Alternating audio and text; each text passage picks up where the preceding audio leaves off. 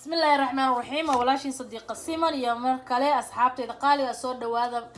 mar labaad iyo mar saddexaad ba maanta waxaan rabnaa inaan shiidino cabitaan yar oo caafimaad leh oo wax sokor aan lagu dareyn ma sha Allah asxaabi halkan waxa igu jira xabad oo apple iyo xabad oo liin macaan oo qofkii ka soo fiiqo saasan u soo waxeeyay asxaabi halkan waxa igu jira half oo rumaan ah oo asagana qofkii aan ka soo waxeeyay mirihiisi waaye halkan waxa igu jira gedkan magaciisa muxuu ahaa Beirut aan u maleynaa gedkan in Beirut la dhahan u maleynaa waa Beirut la dhahaa aan salaatada xataa waa lagu darsadaa bariiska ama baastada marka cunaysan salaatada lagu darsadaa ma sha Allah kanna waa bataati macaan oo ma bisla waa ceeriin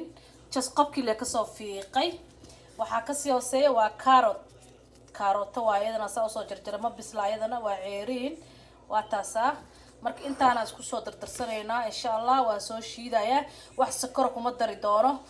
just laba bakeeriyo biyo ku soo shiidaya baraf yarna waa ku soo shiidaya inkastoo qabow jiro laakiin kama badinaayo adi hal xabba ama laba xabba amal ku soo shiida insha Allah soo ku soo baxo waa isla arkeena asxaabteeda qaaliga marka asxaabi waa kan aan blenderkii ku soo shubtay waa u jeedaan ma sha Allah asaga dhasuuya wax sokor kuma aan darin just laba bakeeriyo biyo ayaa ku soo shubay iyo intaas barafkaas yar ka afarta xabbe barafka insha Allah marka waa shiidaya insha Allah marka asxaabi qaaliga waa kasaasi ku soo baxay cabitaankeeni ma sha Allah macaanku uga daray waa kasaa garaafahana ku soo shubanay waa u jeedaan ma sha Allah macaankiisa caraftiisa asxaabi ma sha Allah كوردونا جوابنا كصباحية إن شاء الله وحرجينا أنا كهشين أصحابتي دقالقة فيتامين كمان لنا ما شاء الله